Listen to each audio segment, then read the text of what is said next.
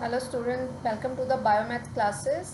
और आज हम कंटिन्यू करेंगे सेल चैप्टर का नेक्स्ट पार्ट। लास्ट क्लास में हमने डिस्कस करा था about cell and the different component of the cells. तो किसी भी सेल के 3 इंपॉर्टेंट कंपोनेंट थे, that is plasma membrane, nucleus and cytoplasm.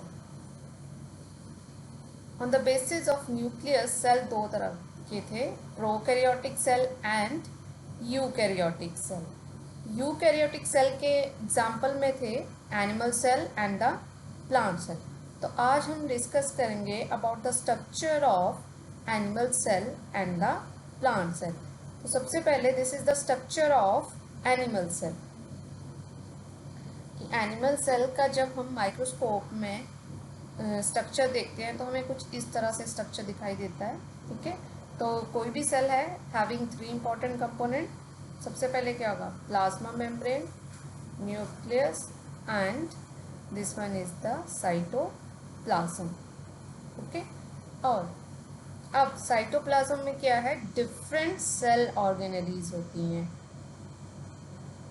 तो this organelle is rough endoplasmic reticulum, जो ऐसी ट्यूब लाइक स्ट्रक्चर है एंड ब्रांच स्ट्रक्चर जो दिख रहा है उसे कहते हैं रफ एंडोप्लाज्मिक रेटिकुलम। ठीक है, नेक्स्ट इज ये जो लार्ज एम्प्टी स्पेस जैसा दिख रहा है इसे हम कहते हैं वैक्यूल। एंड अब देखो, एंडोप्लाज्मिक रेटिकुलम दो तरह के होंगे, जिन पे राइबोसोम्स, जो ये डार्क से स्ट्रक्चर दिख रहे हैं इस पे क्या है, राइबोसोम इन ट्यूब्स के ऊपर है, तो इसे कहते हैं रफ एंडोप्लाज्मिक रेटिकुलम। और जहाँ पे ये नहीं है उन्हें उसे कहते हैं स्मूथ एंडोप्लाज्मिक रेटिकुलम। जितनी भी सेल ऑर्गेनेलीज हैं उन्हें हम एक एक करके फर्दर डिस्कस करेंगे। अभी सिर्फ आप नाम रिमेंबर कर लो कि कौन कौन सी सेल ऑर्गेनेली सेल के अंदर होती हैं। Okay, this one is the mitochondria और ये है गोल्जी बॉडी। ठीक है, एंड सेंट्रियोल्स। ठीक है, ये जो बहुत से छोटे छोटे से स्ट्रक्चर बनाए गए हैं इन्हें कहते हैं सेंट्रियोल। तो ये क्या करते हैं, जब सेल डिवाइड करता है उस टाइम पे इनका बहुत ज़्यादा इंपॉर्टेंट रोल प्ले करते हैं। And this is lysosome. अब चलते हैं, तो ये क्या हो गया, ये सेल मेम्ब्रेन, प्लाज्मा मेम्ब्रेन, ये साइटोप्लाज्म में डिफरेंट सेल ऑर्गेनेलीज होंगी। अब this one is hole, this is nucleus. ठीक है, तो ये क्या है, न्यूक्लियर मेम्ब्रेन। ठीक है, ये जो सारी आपको दिख रही है डबल लेयर स्ट्रक्चर ये वाली, ये क्या है, न्यूक्लियर मेम्ब्रेन है। और जहाँ से ये एब्सेंट है, देखो यहाँ से क्या है, मेम्ब्रेन मिसिंग है, उन्हें हम कहते हैं न्यूक्लियर पोर्स। ओके, और जो ये लार्ज डॉट सा स्ट्रक्चर दिख रहा है दिस इज न्यूक्लियोलस, जो यहाँ पे मेंशन नहीं किया गया, दिस इज न्यूक्लियोलस। और जो थ्रेड लाइक स्ट्रक्चर है दैट इज क्रोमैटिन, और क्रोमैटिन किससे बना होता है, डीएनए से प्लस प्रोटीन, तो दिस इज क्रोमैटिन मटेरियल। और दीज आर द राइबोसोम्स। कभी भी एनिमल सेल ड्रॉ करना है तो कोशिश करो सारी सेल ऑर्गेनेली ड्रॉ करनी है। और ज़रूरी नहीं है कि जैसे अगर सेल का साइज छोटा रखा है तो एक दो सेल ऑर्गेनेली ड्रॉ कर सकते हो। ओके, तो this is about the cell structure of animal cell. So next is plant cell. This is the structure of plant cell. ठीक है, अब प्लांट सेल जो होते हैं वो एनिमल सेल से डिफर करते हैं। प्लांट सेल में क्या होता है, सेल मेम्ब्रेन के बाहर एक हार्ड सी लेयर है, ठीक है, जो डार्क ग्रीन कलर की दिख रही है, दैट इज सेल वॉल। तो सेल मेम्ब्रेन के बाहर एक और मेम्ब्रेन होती है, उसे कहते हैं सेल वॉल। नेक्स्ट इज, अब ये प्लांट सेल है। ठीक है, तो जैसे एनिमल सेल में माइटोकॉन्ड्रिया है तो यहाँ भी माइटोकॉन्ड्रिया प्रेजेंट है। Next is vacuole. जो प्लांट सेल और एनिमल सेल का बेसिक डिफरेंस है कि वैक्यूल यहाँ काफ़ी लार्ज साइज के होते हैं as compare to animal cell में कैसे वैक्यूल थे, बहुत ही छोटे छोटे वैक्यूल थे। उसकी वजह से क्या होता है, जो न्यूक्लियस है वो एक साइड को, मतलब एक वन साइड की तरफ पुश हो गया है। Next is Golgi body. Present है, राइबोसोम प्रेजेंट है, and these are smooth endoplasmic reticulum, और इस साइड पे कौन से हैं, rough endoplasmic reticulum. Next is amyloplast, ये स्टोरेज के लिए होते हैं। दिस इज क्लोरोप्लास्ट, तो ये सेल ऑर्गेनली सिर्फ कहाँ होती है, प्लांट सेल में होती है, ठीक है, क्योंकि क्लोरोप्लास्ट क्या करता है, प्लांट में जितनी भी फूड की सिंथेसिस होती है वो कौन करता है, क्लोरोप्लास्ट करता है। और क्लोरोप्लास्ट की वजह से ही प्लांट कैसे होते हैं, ग्रीन इन कलर, क्योंकि इनके पास एक पिगमेंट होता है दैट इज क्लोरोफिल। तो प्लांट और एनिमल सेल में डिफरेंस क्या हो गया, एक तो सेल वॉल आ गई, दूसरा क्या हो गया, क्लोरोप्लास्ट जो सेल ऑर्गेनली है वो सिर्फ कहाँ होती है, प्लांट सेल में होती है, एंड द सेंट्रियोल जो सिर्फ एनिमल सेल में थे यहाँ पे वो एब्सेंट होते हैं। तो this is the structure of plant cell. Okay, next is, अब डिस्कस करेंगे जितने जो भी हमने प्लांट सेल या एनिमल सेल में स्ट्रक्चर पढ़े हैं उनको डिटेल में डिस्कस करेंगे। तो सबसे पहले प्लाज्मा मेम्ब्रेन, जो प्लाज्मा मेम्ब्रेन क्या है, सबसे बाहर वाली लेयर होती है, ठीक है, तो कैसी है, थिन है, लिविंग होती है, ट्रांसपेरेंट होती है, एंड सेमी परमिएबल, ठीक है। यहाँ पे एक पॉइंट आ रहा है that is semi permeable. Semi permeable, semi permeable क्या हो गया, परमिएबल होता है कोई चीज़ इजीली क्रॉस कर जाती है किसी मटेरियल से, that is permeable. Semi permeable means मतलब सारी चीज़ें अंदर नहीं क्रॉस होंगी, ठीक है, उससे लिमिटेड चीज़ें ही पास ऑन होती हैं, दैट इज़ सेमी परमिएबल। तो प्लाज्मा मेम्ब्रेन जो है वो कैसी होती है, सेमी परमिएबल मेम्ब्रेन है, बोथ प्रोकैरियोट्स एंड यूकैरियोट्स में। ओके, मीन्स कि जो प्लाज्मा मेम्ब्रेन है वो थिन है, लिविंग है, लेकिन वो क्या है, प्रोकैरियोट्स और यूकैरियोट्स में कैसी है, सेमी परमिएबल मेम्ब्रेन है। मीन्स कि उसमें से प्लाज्मा मेम्ब्रेन का काम क्या होता है कि वो सारी जो भी प्लाज्मा मेम्ब्रेन के बाहर का मटेरियल है उसमें से सिर्फ सिलेक्टेड मटेरियल ही जो है वो सेल में वो एंटर करने देती है। ओके, तो उस इट मीन्स कि सारी चीज़ें ऐसे नहीं जैसे हैं वो सेल के अंदर चली जाएंगी, सिर्फ सिलेक्टेड मटेरियल ही सेल में क्रॉस करता है। ओके, और ये किससे बनी हुई है, लिपिड्स एंड प्रोटीन्स, कि प्लाज्मा मेम्ब्रेन लिपिड और प्रोटीन से बनी होती है, ठीक है। तो ये थे basic points of the plasma membrane. अब करेंगे इसका फंक्शन क्या होता है। तो प्लाज्मा मेम्ब्रेन क्या है, सिलेक्टेड मटेरियल को पास ऑन करती है, तो इसलिए कैसी मेम्ब्रेन होगी, सिलेक्टिव परमिएबल, ठीक है। तो ये कैसी मेम्ब्रेन है, हो गई सिलेक्टिव परमिएबल मेम्ब्रेन हो गई, ठीक है।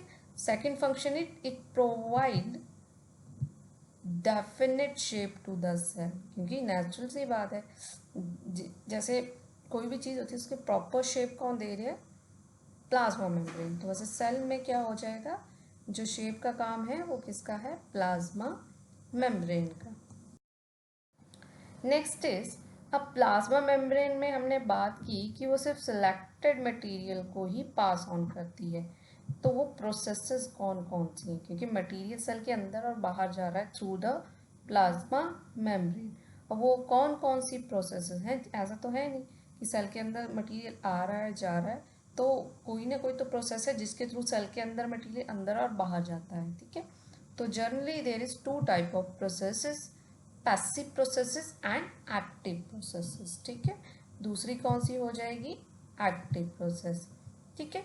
तो सबसे पहले हम डिस्कस करेंगे अबाउट द पैसिव प्रोसेसेस कि पैसिव कौन सी है और एक्टिव कौन सी है। तो पैसिव प्रोसेसेस वो प्रोसेसेस होती हैं जिसमें एनर्जी का यूज़ नहीं होता है। अब एनर्जी क्या होती है, सेल जैसे हमारी बॉडी को एनर्जी कहाँ से मिलती है, in the form of ATP, ठीक है, दैट इज एटीपी।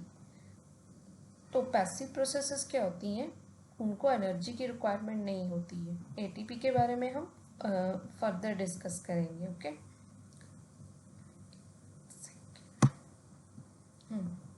ठीक है, तो passive processes mean there is no use of energy. Next one is, अब वो प्रोसेसेस कौन कौन सी हैं जिनके थ्रू क्या होता है, जिनके थ्रू जो है मटेरियल सेल के अंदर बाहर ट्रांसफर हो रहा है। ठीक है, तो फर्स्ट इज डिफ्यूज़न। ठीक है, तो मतलब डिफ्यूज़न जब होता है तो एनर्जी रिक्वायरमेंट नहीं होती है, उसे कोई एनर्जी की ज़रूरत नहीं है। Without use of energy material cell के अंदर बाहर जा सकता है। एटीपी के बारे में हम आगे डिस्कस करेंगे डिटेल में। अभी सिर्फ इतना याद रख लो कि हमारी बॉडी की जो एनर्जी करेंसी है, ठीक है, जहाँ से हमें एनर्जी मिलती है, दैट इज़ हमारी बॉडी किस फॉर्म में एनर्जी यूज़ करती है, in the form of ATP. अब फर्स्ट इज डिफ्यूजन। डिफ्यूजन क्या होता है, मटेरियल मूव कर रहा है from high concentration to the lower concentration. ठीक है, बहुत इंपॉर्टेंट पॉइंट है। ठीक है, इसको ध्यान से समझना, from high concentration to low concentration. For example, ठीक है, मान लो ये कोई मटेरियल है, दिस इज मटेरियल 1, हाँ लेट्स से ये सेल है, ये सेल के 1 में, ये सेल के बाहर वाला रीजन है, ये सेल के अंदर वाला रीजन है। अब डिफ्यूजन में क्या हो रहा है, movement of material from high concentration to the lower concentration. जहाँ पे कंसंट्रेशन ज़्यादा है वो उससे लोअर कंसंट्रेशन। फॉर एग्जांपल, जैसे यहाँ पे मान लो सेल के बाहर वाटर के, सॉरी वाटर नहीं, जैसे मान लो सेल के बाहर कोई मटेरियल है, जैसे मिनरल्स हैं, वाइटामिन्स हैं, कोई भी चीज़ है, उसके 10, जैसे 10 मॉलिक्यूल है, ठीक है, और अंदर उसके सिर्फ 3 मॉलिक्यूल हैं। ठीक है, अब मूवमेंट ऑफ मटेरियल क्या होगी, अंदर कम है बाहर ज़्यादा है, तो सेल को क्या रिक्वायरमेंट है। ठीक है, अब मटेरियल कहाँ से कहाँ मूव करेगा, बाहर से अंदर की तरफ, लेकिन वो मटेरियल मूव कैसे कर रहा है, बाय द प्रोसेस डिफ्यूजन। ठीक है, यहाँ पे डिफ्यूजन कैसे हुआ, क्योंकि मटेरियल मूव किया फ्रॉम हाई कंसंट्रेशन, यहाँ पे कंसंट्रेशन कितनी है 10, यहाँ पे 3, high concentration to lower concentration, this is called diffusion. ठीक है, अब एग्जांपल दिया हुआ है गैसियस एक्सचेंज, जैसे हम गैसेस एक्सचेंज करते हैं। ठीक है, हम कौन सी गैस इनहेल करते हैं, ऑक्सीजन, ठीक है, और कौन सी गैस एक्सहेल करते हैं, कार्बन डाइऑक्साइड। तो जैसे ही हम बॉडी में ऑक्सीजन इनहेल करते हैं तो बॉडी से यूटिलाइज करके कन्वर्ट कर देती है टू कार्बन डाइऑक्साइड, तो बॉडी में किस चीज़ की डेफिशिएंसी होगी, ऑक्सीजन की। ठीक है, और ज़्यादा क्या हो गया, कार्बन डाइऑक्साइड, तो कार्बन डाइऑक्साइड बाहर जाएगी और जिसकी कंसनट्रेशन अंदर कम है वो अंदर आएगी। तो हमारी बॉडी में एक्सचेंज ऑफ जो गैसेस होता है that take place with the help of diffusion. ठीक है, नेक्स्ट है ऑस्मोसिस। एक तो हो गया डिफ्यूज़न, ठीक है, दूसरी है ऑस्मोसिस, ये भी बहुत इंपॉर्टेंट है। अब बेसिक डिफरेंस देखना, मूवमेंट ऑफ वाटर। ठीक है, यहाँ पे मटेरियल था, तो मटेरियल कुछ भी हो सकता है डिफ्यूजन में, सॉलिड, लिक्विड और गैस। इस केस में मटेरियल कुछ भी हो सकता है। ठीक है, means it can be solid, liquid और गैस। लेकिन अगर हम बात करें ऑस्मोसिस में, तो मूवमेंट ऑफ वाटर हो रहा है फ्रॉम किससे, हायर। याद रखना, मूवमेंट यहाँ पे किसकी हो रही है, वाटर की सिर्फ, हायर टू, सेम है लोअर कंसंट्रेशन, लेकिन there is one line, through semi permeable membrane. ठीक है, तो ये क्या है, बेसिक डिफरेंस है between diffusion and the osmosis. ठीक है, कि जब ऑस्मोसिस होती है तो मटेरियल सेम है, हायर टू लोअर कंसंट्रेशन जा रहा है। यहाँ पे जैसे वाटर के 10 मॉलिक्यूल, यहाँ 3 है, तो हायर टू लोअर गया, लेकिन क्या गया, सिर्फ वाटर। डिफ्यूजन में क्या था, सॉलिड, लिक्विड, गैस, कोई भी चीज़ अंदर बाहर जा सकती है, लेकिन ऑस्मोसिस में मूवमेंट सिर्फ किसकी हो रही है, वाटर की। लेकिन कैसे, थ्रू सेमी परमिएबल मेम्ब्रेन। तो यहाँ पे एक चीज़ समझने वाली बात है कि सेमी परमिएबल मेम्ब्रेन कहाँ होती है, सेल्स में, और सेल्स कहाँ मिलते हैं, लिविंग ऑर्गेनिजम्स में। मीन्स ऑस्मोसिस जो है वो कहाँ ऑब्जर्व होगी, लिविंग थिंग्स के अंदर। लेकिन डिफ्यूज़न क्या है, इसमें movement of material solid, liquid और गैस तीनों में हो रहा है, ठीक है। यहाँ पे मतलब क्या है, मेम्ब्रेन मेंशन नहीं है, मतलब ये नॉन लिविंग थिंग में भी gases, exchange of gases mean environment में भी डिफ्यूज़न हम ऑब्जर्व करते हैं। लेकिन ऑस्मोसिस क्या होती है, लिविंग ऑर्गेनिज्म के अंदर होती है, जैसे opening and closing of the stomata, ठीक है। अगर हम डिफ्यूज़न की बात करें एग्जाम्पल, तो जैसे हमारी बॉडी में एक्सचेंज ऑफ गैसेस हो रहा है, ठीक है। अगर हम एनवायरनमेंट की बात करें तो जैसे अगरबत्ती हम जलाते हैं, ठीक है, तो उसकी क्या होती है, जो उसकी फ्रेगरेंस है पूरी जगह, पूरे रूम में फैल जाएगी, एक रीज़न से हायर पूरे घर में फैल जाएगी। तो वो किसका एग्जाम्पल है, वो किसका एग्जाम्पल है, डिफ्यूज़न का, ठीक है। तो वहाँ क्या है, मेम्ब्रेन नहीं है, तो डिफ्यूज़न क्या है, सॉलिड, लिक्विड और गैस तीनों जगह पे होता है, ठीक है। हम करेंगे एक्टिव प्रोसेसेस। पहले क्या डिस्कस करा हमने कि पैसिव में एटीपी की रिक्वायरमेंट नहीं होती है, लेकिन एक्टिव प्रोसेसेस में एटीपी की रिक्वायरमेंट होती है। इट मीन्स उसे क्या चाहिए, एनर्जी चाहिए होती है, ओके। अब इसमें क्या हो रहा है, मूवमेंट ऑफ मटेरियल फ्रॉम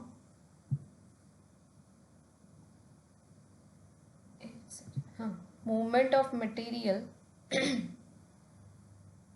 या आयंस या molecule through semi permeable membrane against the concentration gradient, against the concentration gradient with the help of energy rich molecule, ठीक है। तो यहाँ पे क्या, मॉलिक्यूल से हम आयन ही मूव कर रहे हैं, इसमें भी मेम्ब्रेन है, सेमी परमिएबल मेम्ब्रेन, लेकिन कैसे, अगेंस्ट द कंसंट्रेशन। जैसे पीछे हमने एग्जांपल करा था, यहाँ पे जैसे 10 है, यहाँ पे 2 मॉलिक्यूल है, ठीक है। तो जनरली क्या होता है, हायर टू लोअर मूव करती है चीज़ ईजिली, तो एनर्जी नहीं चाहिए। लेकिन अब इस केस में क्या हो गया है, against the concentration gradient. Against the concentration gradient क्या हुआ, हमने दो जो मॉलिक्यूल हैं वो कहाँ लेके आने हैं, 10 की तरफ, ठीक है। जो 2 मॉलिक्यूल हैं वो कहाँ लेके जाने हैं, 10 की तरफ। तो इट मीन्स वो कैसे हो गए, ये मॉलिक्यूल हमने यहाँ लेके आने हैं, यहाँ पे 2, यहाँ पे 10 है। तो against the concentration gradient, against means 2 हैं, तो हम अपोजिट डायरेक्शन में ले जाने की कोशिश कर रहे हैं। तो इसके लिए क्या चाहिए, एनर्जी चाहिए, और सेल को एनर्जी कहाँ से मिलती है, in the form of ATP. यहाँ पे वो एनर्जी यूज़ करेगा और इन मॉलिक्यूल को फोर्स लगा के कहाँ भेज देगा, अपोजिट डायरेक्शन में। तो उस तरह की प्रोसेसेस को कहते हैं एक्टिव प्रोसेसेस, ठीक है। प्रोसेसेस क्लियर हो गई कि 2 तरह की थी, एक्टिव एंड द पैसिव। अब दिस इज, उससे पहले ये सारा किस में डिस्कस किया हमने, प्लाज्मा मेम्ब्रेन में। अब हम करेंगे अबाउट सेल वॉल, ठीक है। तो सेल वॉल क्या थी, प्लाज्मा मेम्ब्रेन के बाहर एक हार्ड, रिजिड, फ्रीली परमिएबल, ठीक है। अब सेल वॉल कैसी है, परमिएबल है। प्लाज्मा मेम्ब्रेन कैसी थी, सेमी परमिएबल, ये कैसी होगी, परमिएबल, मतलब कोई भी चीज़ अंदर बाहर इजीली इसके क्रॉस कर जाती है, ठीक है। अब कहाँ होती है, आउटसाइड द प्लाज्मा मेम्ब्रेन। अब प्लांट्स में सेल वॉल होती है, लेकिन वो किससे बनी है, सेलुलोज से। जो केमिकल है जो सेल वॉल को बनाता है, ठीक है। तो इम्पोर्टेंट कंपोनेंट जो है दैट इज सेलुलोज। कि जो सेल वॉल है that is formed by the cellulose. Next is functions, कि अब सेल वॉल के फंक्शन, हार्ड है तो क्या करेगी, प्रोटेक्शन देगी, तो it is protective and supportive in function. The second one is it is freely permeable to many substances, क्योंकि परमिएबल है तो उसका मैनी सब्सटेंसेस इजीली मूव कर सकते हैं, ओके। तो this is about the plasma membrane and the cell wall, ठीक है।